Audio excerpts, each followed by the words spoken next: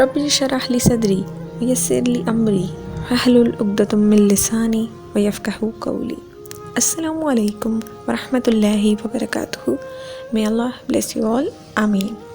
Welcome to Ramadan series, Summary of Quran in Ramadan by Allama Ibtisam Ilahi Zahir, Para number 5, day 5. Let's start. 5ویں پارے کے آغاز بھی سورہ نساء سے ہوتا ہے. چوتھے پارے کے آخر میں ان رشتوں کا ذکر کیا گیا ہے جن سے نکاح کرنا حرام ہے. 5ویں پارے کے آغاز میں اللہ سبحانہ وتعالیٰ نے نکاح کے لیے چنی جانے والی عورتوں کے اوصاف کا ذکر کیا ہے کہ if you are intent to do a nikah, which characteristics you must find in a woman. اب وہ کیا کریکٹرسٹکس ہیں؟ اللہ تعالیٰ نے 2 کریکٹرسٹکس بیان فرمائی ہیں سورہ نساء میں. نہ ان میں برائی کی علت ہونی چاہیے اور نہ ان میں غیر مردوں سے خفیہ مراسم پیدا کرنے کی بری عادت. اللہ تعالیٰ نے یہ 2 پرامیٹرز بتائے ہیں جو ایک عورت میں ہونے چاہیے. ٹھیک ہے. اب پہلا تو یہ ہے کہ ہمیں برائی سے بچنے کے لیے ہمیں نماز پڑھنی چاہیے. نماز بے حیائی اور برے کاموں سے روکنے کا بہترین ذریعہ ہے. ایک تو یہ ہو گیا جس سے ہم بچ سکتے ہیں. اور آج کل کا دس is the era of deception. اتنا زیادہ فتنہ ہے. Every one is just a phone away. ہمارے پاس موبائل فونز ہیں، سیل فون ہے جس میں ہم ایزیلی ہر کسی کو اپروچ کر سکتے ہیں. Even nobody can know to whom we are talking. But remember that there is one who is watching us and is Allah subhanahu wa ta'ala. اللہ کی ذات ہے جو ہمیں دیکھ رہی ہے ہم کس سے بات کر رہے ہیں، کیا کر رہے ہیں، کیا نہیں کر رہے ہیں. اگر ہمارے کسی سے بھی کسی بھی غیر مرد سے، نہ محرم سے خفیہ مراسم ہیں، انہیں ایبرپٹلی جو ہے ہمیں ختم کرنا چاہیے اور اللہ تعالیٰ کی طرف صحیح راستے پر آ جانا چاہیے، کیونکہ نیک عورتوں کے لیے ہی نیک مرد ہیں. بے شک اس بات کو ہمیں اپنے ذہن نشین کر لینا چاہیے. اگر آپ چاہتی ہیں اور اگر ہم سب چاہتے ہیں اگر ہمیں نیک اور اچھے اسپاؤزز ملیں، so what we have to do is to make our self a pious person. انشاءاللہ ویل ایکٹ اپون اٹ. اور اسی طرح انسان جب کسی عورت سے نکاح کا ارادہ کرے تو اسے عورت کے اہل خانہ کی اجازت سے یہ کام کرنا چاہیے. اچھا آج کل جو ہے میں بڑا نوٹ کر رہی ہوں ہمارے ٹی وی ڈراماز میں بھی اس چیز کو بڑا پروموٹ کیا جا رہا ہے اور بڑا ان کو جو ہے سیلف پٹی دکھایا گیا ہے جن کے پیرنٹس جو ہیں وہ ان کی پسند کی شادی کے لیے نہیں مان رہے ہوتے اور وہ پھر جو ہے they go for the court marriages and all that. تو ان کے ساتھ بڑی سمپتھی شو کی جا رہی ہوتی ہے کہ دیکھیں پیرنٹس کتنے اسٹرکٹ تھے، انہوں نے تو حلال کام ہی کیا ہے، نکاح ہی کیا ہے. حلال کام کو حرام طریقے سے نہیں کرنا چاہیے. آپ کے جب ولی کی اور آپ کے پیرنٹس کی جب اس میں پرمیشن یا کنسنٹ شامل نہیں ہوگا وہ نکاح آپ کا حلال نہیں ہے. اس بات کو سمجھیں آپ لوگ برائے مہربانی. ہم سب کو اس کو سمجھنے کے ذریعے عمل کرنے والا بھی بنائیں. آمین یا رب العالمین. اس بارے میں اللہ سبحانہ وتعالیٰ نے مومنوں کو نصیحت کی ہے کہ ان کو باطل طریقے سے ایک دوسرے کا مال ہڑپ کرنے کی کوشش نہیں کرنا چاہیے. اور آج کل ہم سب یہی کر رہے ہیں. ہماری کوشش ہوتی ہے ہم بس کسی کو دوسرے ہاتھوں دونوں ہاتھوں سے بس لوٹ لیں، اسی کرپشن میں انوالوڈ ہیں تو کہیں کسی کو دھوکہ دینے میں ملوث ہیں، کہیں کسی بزنس ٹرمز میں جو ہے ہم لیم ایکسکیوزز دینے میں جو ہے مصروف عمل ہیں. ان سب چیزوں سے ہمیں بچنا چاہیے اور ایک صحیح راہ کو چننا چاہیے اور وہ راہ ہے دیر از دا مڈ وے، تقویٰ. آگے چلتے ہیں. مسلمانوں کو چاہیے کہ باہمی رضامندی سے ایک دوسرے کے ساتھ تجارت کیا کریں. یہاں پہ اللہ سبحانہ تعالیٰ جو ہے وہ ایک چیز ایکسپلین کر رہے ہیں تجارت کے بارے میں. سورہ نساء is really very important. One should read it, especially Surah Nisa basically addresses the issues of women. Not only addresses the issues of women, but it also gives us the direction how to deal with a different situation.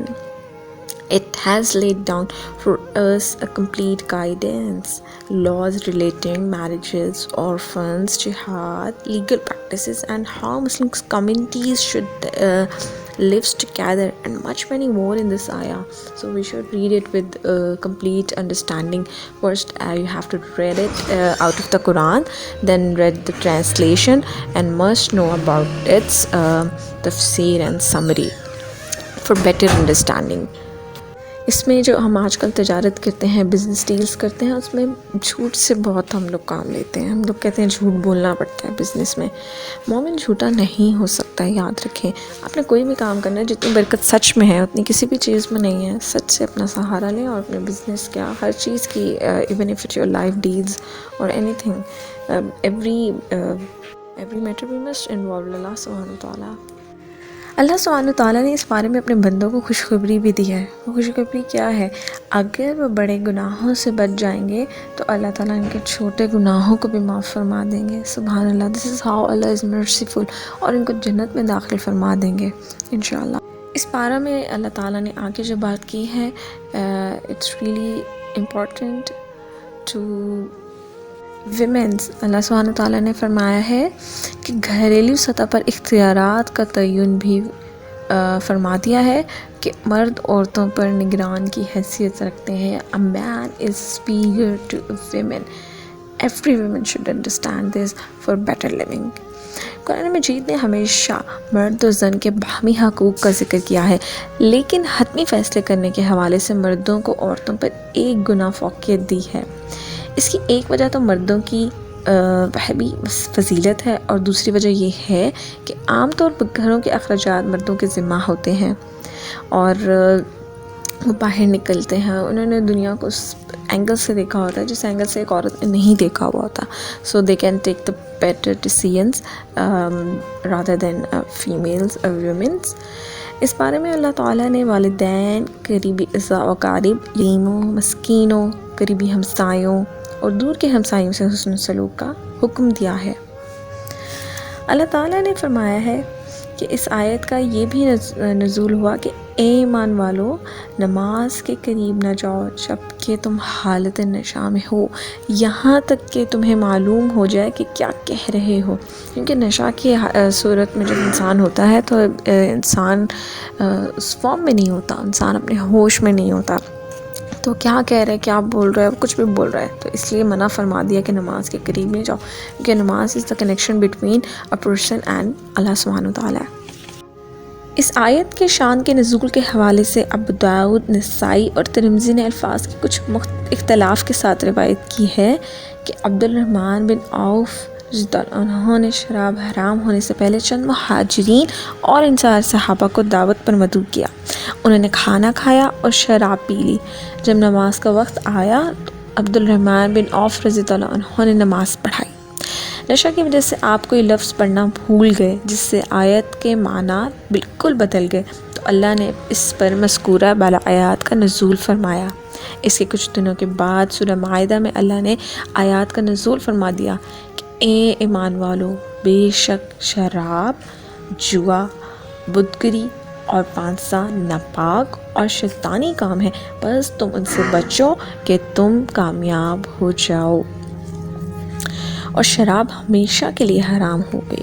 اس بارے میں اللہ تعالیٰ نے شرک کو سب سے بڑا گناہ قرار دیتے ہوئے کہا ہے کہ اللہ تعالیٰ شرک کے علاوہ ہر گناہ کو معاف کر سکتے ہیں، لیکن وہ شرک کو کسی بھی صورت پر معاف نہیں کریں گے. شرک کیا ہے؟ شراکت داری، کسی کو شامل کر لینا. اور اللہ تعالیٰ جو ہیں وحدہ لا شریک ہیں. ہم کیسے اللہ تعالیٰ کے ساتھ کسی کو شریک ٹھہرا سکتے ہیں؟ اللہ تعالیٰ اس بات کو پسند نہیں فرماتے، اور یہ کبیرہ گناہوں میں سے ہے. اللہ تعالیٰ ہمارے کبیرہ، صغیرہ، ظاہری، باطنی گناہوں کو معاف فرما دیں، آمین. اس بارے میں اللہ سبحانہ تعالیٰ نے حسد کی شدید مذمت کرتے ہوئے کہا ہے.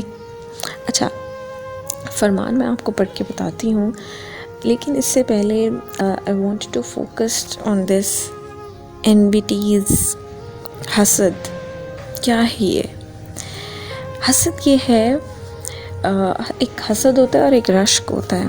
رشک پہ اتنی مزاحمت نہیں ہے کیونکہ ہم کسی کی خوشی دیکھ کر ہم اظہار خوشی کر رہے ہوتے ہیں کہ اللہ ہمیں بھی ایسا بنا دے. لیکن حسد یہ ہے، ہم کسی کے پاس نعمت دیکھتے ہیں تو ہم کہتے ہیں یا اللہ تعالیٰ یہ اس سے چھن جائے. یہ حسد ہے، اور حسد کی کوئی حد نہیں ہے. یہ حسد میں لوگ بہت آگے ہیں اور نفرت میں بہت آگے نکل جاتے ہیں. اللہ تعالیٰ نے اس لیے اس کی اتنی مذمت کی ہے. حسد کرنے والے لوگ در حقیقت اللہ کے فضل اور عطا سے حسد کرتے ہیں. کیونکہ دیکھیں، آپ اللہ نے ہر کسی کو نعمت سے نوازا ہے نا. اگر آپ کسی سے حسد کریں تو معاذ اللہ آپ اللہ کی تقسیم سے، اور اللہ تعالیٰ کے فضل سے حسد کر رہے ہیں، اس لیے حسد سے بچنا چاہیے اور ایک دوسرے کے لیے خوشی میں خوش ہونا چاہیے۔ اس کے بعد اللہ سبحانہ وتعالیٰ نے حضرت ابراہیم علیہ السلام کی آل پر کیے جانے والے انعامات کا ذکر کیا ہے۔ اللہ تعالیٰ نے اپنے فضل سے ابراہیم علیہ السلام کی آل کو نبوت اور حکمت سے نوازا تھا۔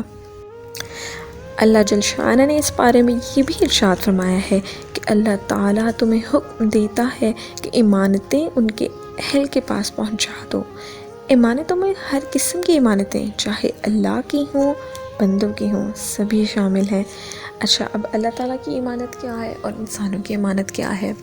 اللہ تعالیٰ کی امانت یہ ہے ہماری زندگی، اللہ تعالیٰ نے ہمیں امانت دی ہوئی ہے، ہمیں اس کی حفاظت کرنی ہے اور اللہ تعالیٰ کے بتائے ہوئے احکامات پر عمل کر کے گزارنی ہے، ٹھیک ہے، کیونکہ یہ اللہ تعالیٰ کی امان ہے۔ اس طرح سے ہمارے پاس لوگوں کی امانتیں ہوتی ہیں، کوئی لوگ اپنا پیسے رکھوا دیتے ہیں، زیور رکھوا دیتے ہیں، راز رکھوا دیتے ہیں، ضروری نہیں ہے صرف it's form of tangible things, یہ نان ٹینجیبل تھنگ بھی ہو سکتا ہے، کسی کا راز بھی ہو سکتا ہے، کسی کی بات بھی ہو سکتی ہے جس کی ہم نے حفاظت فرمانی ہے۔ اور ہم جب کہہ دیں، کوئی کہہ دے، کوئی وعدہ لے لے آپ سے، اس میں امانت میں خیانت نہیں کرنی، یا کہ کہہ دے یہ بات اپنے تک رکھیے گا، کسی کو بتائیے گا نہیں۔ عموماً ہم عورتیں کیا کرتی ہیں، ہماری یہ پریکٹس ہوتی ہے، جب ہمیں کہہ دینا کہ یہ بات کسی کو نہیں بتانی، تب تو we are carelessly dying telling to another person, یہ جب تک ہم بتا نہیں دیتے ہمیں سکون نہیں آ جاتا ہے، تو اس چیز سے ہمیں بچنا چاہیے۔ آگے چلتے ہیں۔ رسول اللہ صلی اللہ علیہ وآلہ وسلم کو اہل مکہ دشمنی کے باوجود امین کہتے تھے، اور جس دن آپ صلی اللہ علیہ وآلہ وسلم ہجرت فرما رہے تھے اس دن بھی کفار کی امانتیں آپ کے پاس تھیں۔ سبحان اللہ، this is the level of Sadiq Amin and the level of integrity. اور ان امانتوں کو لٹانے کی ذمہ داری آپ صلی اللہ علیہ وآلہ وسلم نے حضرت علی رضی اللہ عنہ کے سپرد کر کے مدینہ روانہ ہو گئے تھے۔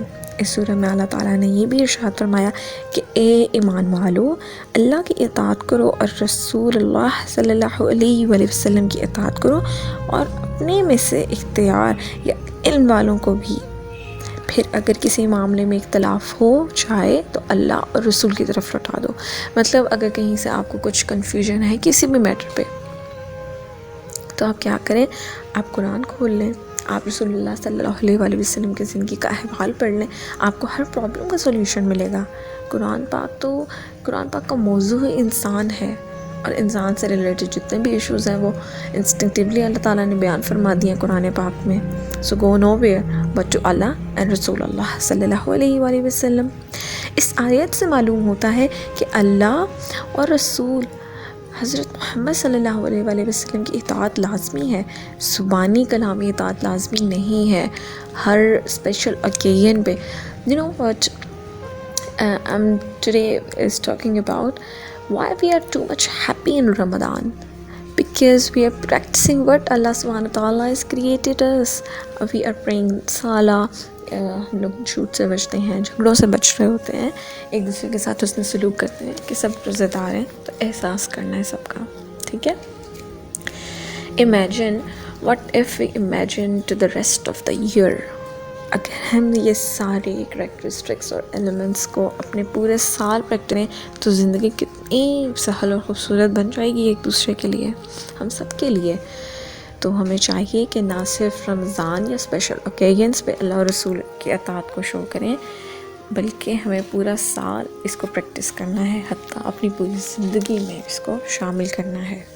انشاءاللہ تعالیٰ نیت کر لیں کہ ہم رمضان کے بعد بھی اپنی نماز 5 وقتہ کی پابندی کریں گے۔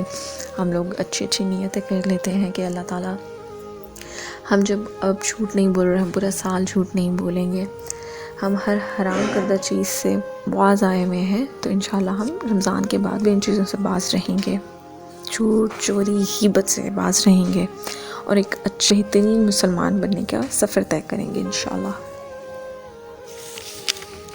اچھا، تو بات ہو رہی تھی کہ رسول اللہ اور اللہ کی اطاعت لازمی ہے، صاحب اختیار کی اطاعت بھی ہونی چاہیے، لیکن اگر تنازع کی صورت پیدا ہو جائے تو اللہ اور اس کے رسول صلی اللہ علیہ وآلہ وسلم کو بات کو حرف آخر سمجھنا چاہیے۔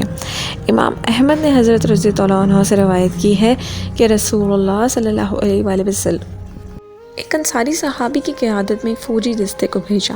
دستے کے امیر کسی بات پر لوگوں سے ناراض ہو گئے تو انہوں نے آگ جلائی اور لوگوں کو اس میں کودنے کے لیے کہا۔ دستے کے ایک نوجوان نے لوگوں کو کہا کہ ہم لوگ رسول اللہ صلی اللہ علیہ وآلہ وسلم پر آگ سے بچنے کے لیے ایمان لائے ہیں، اس لیے ہم جلدی نہ کریں یہاں تک کہ حضرت محمد صلی اللہ علیہ وآلہ وسلم سے پوچھ لیں۔ جب انہوں نے واپس آ کر رسول اللہ صلی اللہ علیہ وآلہ وسلم سے اس بارے میں پوچھا تو آپ نے کہا کہ اگر تم لوگ اس میں کود جاتے تو اس سے کبھی نہ نکلتے۔ یہاں سے یہ بات واضح اور ثابت ہے کہ اگر لیڈر یا حاکم قرآن و سنت کے خلاف یا عوام کے مفادات اور صالح کے خلاف ہو اور یا کوئی بھی اقدامات کر رہا ہو تو اس کی ان ناجائز اقدامات کو قبول کرنا خلاف دین ہے اور یہ جہاد کرنا حکم ہے اس پر۔ اس بارے میں اللہ تعالیٰ نے رسول اللہ صلی اللہ علیہ وآلہ وسلم کی اطاعت کا اہمیت کا بھی ذکر کیا ہے کہ جو محمد صلی اللہ علیہ وآلہ وسلم کی اطاعت کرتا ہے وہ در حقیقت اللہ تعالیٰ کی اطاعت کرتا ہے۔ اور رسول اللہ کی اطاعت کیا ہے کہ ان سے محبت کا تقاضا یہ ہے کہ ان کے بتائے ہوئے اسوہ حسنہ پر عمل کیا جائے۔ اسی طرح اس بارے میں یہ بھی ارشاد ہوا ہے کہ جو لوگ اللہ اور رسول اللہ صلی اللہ علیہ وآلہ وسلم کی اطاعت کرتے ہیں وہ قیامت کے دن نبیوں، صدیقوں، شہیدوں اور صحابہ کے ہمراہ ہوں گے۔ سبحان اللہ، یہ انعامات ہیں اطاعت کرنے کے۔ اس بارے میں اللہ تعالیٰ نے فرمایا ہے کہ تحفے اور سلام کے جواب دینے کے آداب بھی بتلائے ہیں کہ جب کوئی کسی کو سلام کہے یا تحفہ دے تو ایسی صورت میں بہتر جواب اور بہتر تحفہ پلٹانا چاہیے۔ تحفہ دینے سے محبت بڑھتی ہے اور سلام جو ہے وہ اللہ کو جاتا ہے اور یہ سلامتی ہمیں ایک دوسرے پہ بھیجتے رہنا چاہیے۔ اور اگر ایسا کرنا ممکن نہ ہو تو ایسی صورت میں کم از کم اتنا جواب اور اتنا تحفہ ضرور دینا چاہیے جتنا وصول کیا گیا ہے۔ اللہ تعالیٰ اس بیوٹیفلی ڈیفائن our confusions اور میٹرز، ہمیں ہر طرح کا سولوشن جو ہے قرآن پاک میں مل رہا ہے کہ اگر کوئی ہمیں سلام بھی کرے تو آپ نے اس کا جواب کس طرح سے دینا، اگر کوئی تحفہ بھی دے تو اس کا ریاکشن ہمیں کیا دینا ہے۔ سبحان اللہ۔ اس بارے میں اللہ سبحانہ وتعالیٰ نے دارالکفر میں رہنے والے مسلمانوں کا بھی ذکر کیا ہے کہ ان کی یہ ذمہ داری ہے کہ وہ اپنے فرائض اور واجبات کو احسن انداز میں ادا کریں گے۔ اگر وہ ایسا نہ کر سکیں تو ان کو اس ملک سے ہجرت کر جانی چاہیے۔ دارالکفر وہ ہے جہاں پر جو مسلمان جو ہے وہاں پر رہ رہے ہوں، جہاں کفر کا بول بالا ہو، جہاں مسلمانوں پر ظلم و ستم کیا جا رہا ہو یا جہاں پر کافروں کی حکومت ہو، تو اس صورت میں یہ ہے کہ ہمیں اپنے ان مسلمانوں کو حکم دیا گیا ہے کہ اپنے تمام اعمال جو ہیں جو اللہ تعالیٰ نے نماز، روزہ، حج، زکوٰۃ بتائے اور تمام فرائض و واجبات کو احسن طریقے سے ادا کرنا چاہیے، لیکن جہاں پہ مشکل پیش آئے تو وہاں پہ فوراً جو ہے ہجرت کر لینی چاہیے، اور بے شک اللہ نے ہجرت میں برکت رکھی ہے۔ اگر وہ ہمت اور استطاعت رکھنے کے باوجود ہجرت نہیں کر سکتے ہیں تو ان کو اللہ کی بارگاہ میں جواب دینا پڑے گا۔ ایسے لوگ اور عورتیں جو معذوری اور بڑھاپے کی وجہ سے ہجرت سے قاصر ہوں گے تو اللہ تعالیٰ ان سے مواخذہ نہیں کریں گے۔ اس بارے میں اللہ سبحانہ وتعالیٰ نے نماز کی اہمیت کو اجاگر کرتے ہوئے کہا ہے کہ نماز حالت جہاد میں بھی معاف نہیں ہے، اور اس کی سب سے بہترین مثال اس سے بہتر اور کیا ہوگی کہ واقعہ کربلا میں بھی نماز کو جو ہے قضا نہیں کیا گیا۔ نماز کی ادائیگی جو ہے جہاد اور سفر کے دوران نماز کو قصر کیا جا سکتا ہے، لیکن معافی نہیں ہے، کسی صورت معافی نہیں ہے۔ ہمیں پیغام دینا تھا واقعہ کربلا نے کہ نماز کو چاہے جنگ ہو چاہے کچھ بھی ہو، نماز کو مت چھوڑیں، نماز کا دامن پکڑ لیں۔ خوف اور جنگ کی حالت میں فوج کے ایک حصہ کو اپنے پیشہ ورانہ ذمہ داریوں کو ادا کرنا چاہیے، جبکہ ایک حصے کو اللہ تعالیٰ کی بارگاہ میں نماز کو ادا کرنا چاہیے۔ اور اللہ نے اس کی مثال اس طرح دی ہے، تمام غزوہ میں صحابہ کی یہ پریکٹس ہوتی تھی کہ ایک گروپ جو ہے وہ پہلے نماز ادا کر لیتا تھا، دوسرا فرنٹ لائن پہ چلا جاتا تھا، جو پھر فرنٹ لائن پہ ہوتا تھا وہ بیک اینڈ پہ جا کر اپنی نماز ادا کیا کرتے تھے، لیکن نماز پھر بھی نہیں چھوڑتے تھے۔ اور ہم لوگ اتنے غافل ہو چکے ہیں کہ ہمارے پاس اتنی سہولت ہونے کے باوجود ہم اپنی زندگی میں اتنے مگن ہو گئے ہیں کہ ہمیں اپنی نماز کی فکر نہیں ہے۔ تو وہ نیت کر لیجیے کہ ہم انشاءاللہ نماز پنج وقتہ کو اپنے پورا سال پریکٹس کریں گے، اور پوری رہتی زندگی میں جتنی زندگی اللہ نے ہمیں دی ہے اس کو ہم انشاءاللہ نماز، زکوٰۃ، اللہ کے بتائے ہوئے طریقوں پر عمل کر کے گزاریں گے، کیونکہ بہتری اسی میں ہے۔ اور جو ہی امن حاصل ہو جائے نماز کو بر وقت اور احسن انداز سے ادا کرنا چاہیے۔ اس بارے میں اللہ تعالیٰ نے رسول اللہ صلی اللہ علیہ وآلہ وسلم کی مخالفت کرنے والوں کی بھی مذمت کی ہے اور ارشاد فرمایا ہے کہ جو کوئی ہدایت یافتہ ہو جائے، جس کسی کو بھی اس کے بعد رسول اللہ صلی اللہ علیہ وآلہ وسلم کی مخالفت کرے گا تو اللہ تعالیٰ اس کا رخ اس کی مرضی کے راستے کی طرف موڑ دیں گے، اور اس کا ٹھکانہ کیا ہے؟ جہنم کی آگ ہے، جو کہ بہت برا ٹھکانہ ہے۔ اللہ اکبر۔